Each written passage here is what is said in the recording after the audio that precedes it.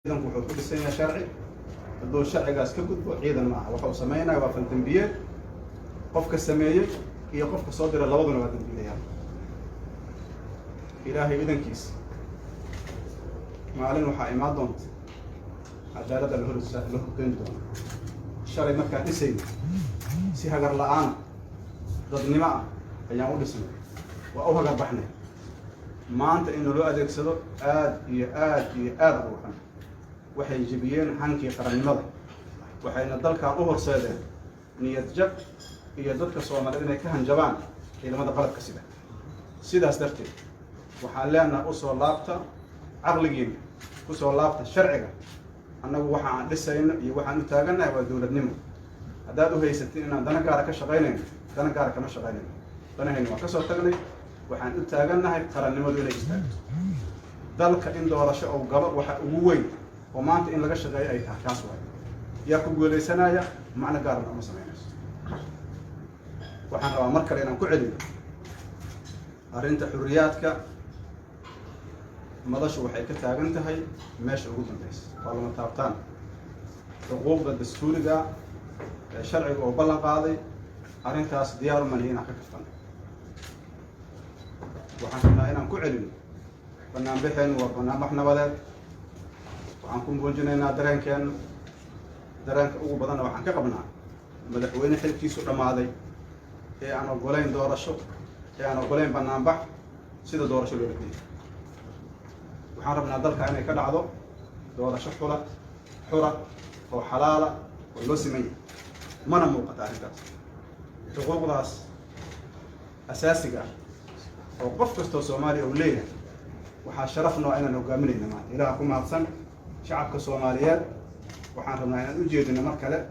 banaanbaxyada laga soo qayb galo xurriyaadka la taageero maanta ay qabasho leedahay hadday halkaan dhaafto qofka maanta shabaab asoo kor taagan waxaa soo tignika keenay inuu dad ku dilo dadkaas oo dalbanaya xurriyad iyo banaanbax ani waxaan aaminsanahay lama aamini karo waa mahadsantiin wassalaamu calaykum waraxmatullahi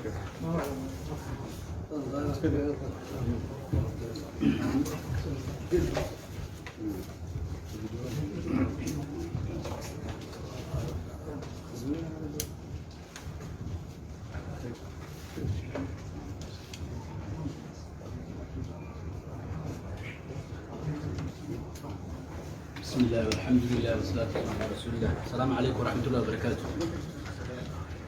warkii rasmiga ahaa ee golaha gudoomiyaha ayaa halkan ka sheegay waxa aan anaga aan rabnaa waxay tahay inaan warkaas soo xoojiyo si adkeena ayaan rabnaa wixii shalay iyo habeen hore dhacay intii waxay cadeynayaan waxaan anaga hore u ogeyn ee si cadeynayaan oo shacabka Soomaaliyeed iyo caalamka ay u cadeeyeen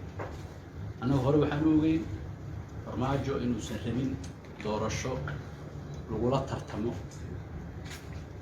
oo xaq oo xalaal inuu qabto inuu rabo inuu waddankaani ama extension ha ku sii joogo ama doorasho aan xalaal ahayn oo boob ha ku sii joogeen inuu meel ka aado talada iyo xukunka dalka inuu meel ka aado inuu sameeyo anaga awal waa ogeyn waxaan noo cadeey laakiin waxaa alxamdulillah ah shalay inuu dadka Soomaaliyeed guud ahaan iyo beesha caalamka iyo ummadda dhan u cadeeyay inuusan meeshaas ayada ah u socon kadib markii mudaharaad nabadeed iyo dad nabad u socda oo mas'uuliyiin Soomaaliyeed iyo shacab Soomaaliyeed uu xabadda nool u adeegsaday iskuna diyay inuu dilo waxaan anagu aaminsanahay farmaajo in mandatekiisii iyo sharciyadiisii ay dhamaatay 8 February shalay oo 19 Febraayo ay ahaydna murashaxnimadiisa dhamaaday oo soo xiray baabkii murashaxnimadiisa saadaradeed sharciyadiisii madaxweynenimada ma jirto murashaxnimana shalay ayuu soo xiray maadaama uu noqday in dambiile ah oo faldambiyeed iyo dhiig faraha kula jira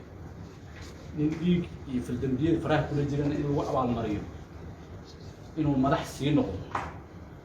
suurtagal ma aha sabab inuu madax sii noqdo loogu aamini karaa ma jirto anagu waxaan rabnaa dowladnimada Soomaaliyeed inay taaba gasho anagu waxaan rabnaa muqaadiyad iyo xorriyad iyo dal iyo dowladnimo dhisanta ayaan rabnaa. intaan odayaasha oo saaxiibada ay hortaagan waa dadkii dowladnimada Soomaaliyeed ee maanta aan ku nooloonayn iyo hay-adaha iyo institutionada noo dhisan ee maanta aan ku nooloonayn soo dhisay. nin walba maalmaha ka mid ah ayuu hay-adaha dowladdu joogay, dhagaxba wuxuu ku biiriyey dowladnimadii Soomaaliyeed. qof kale oo ka dambeeyana dhagax kale ayuu kusii biiriyey. sidaasay dowladnimada maanta aan joognahay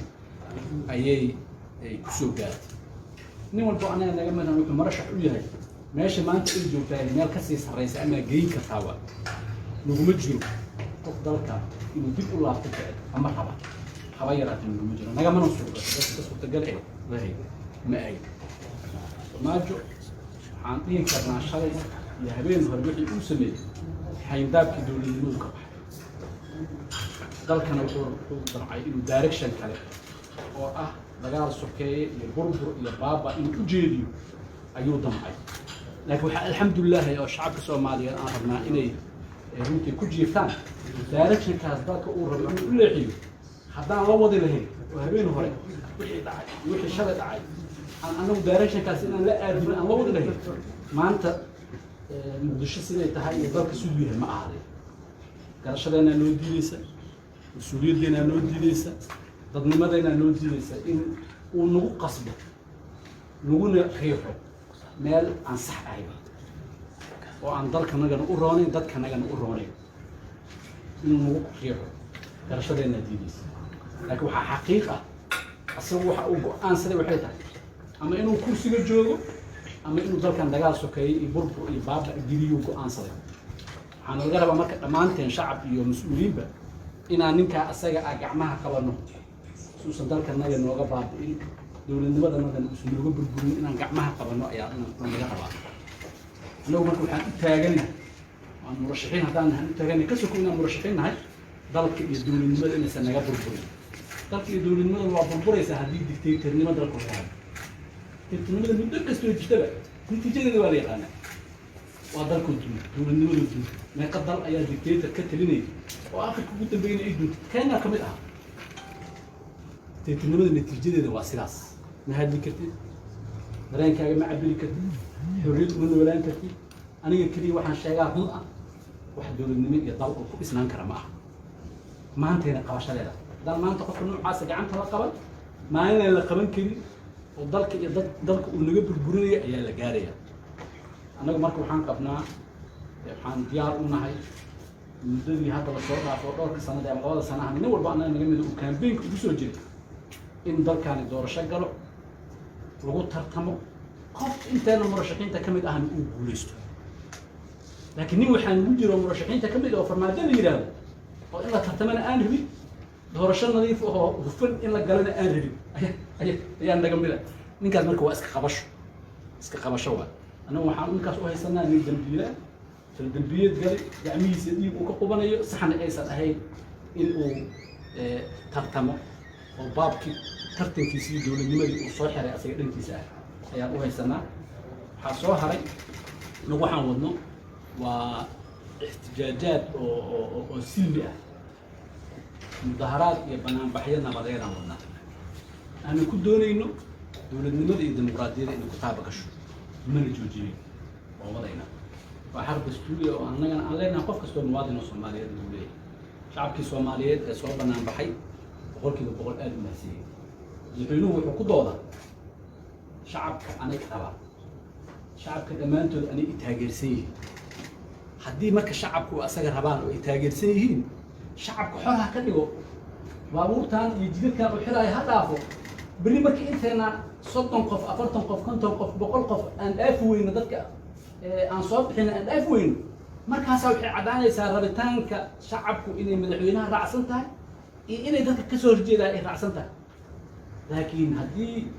uu madaxweynuhu uu ciidanka iyo caburinta iyo waxa uu isticmaalaya loo jeedo, macnaheedu waxaa waaye rabitaanka dadka kuma joogo, dalkana kuma xukumo, kumana xukumi doono. waxaan ka rabnaa madaxweynaha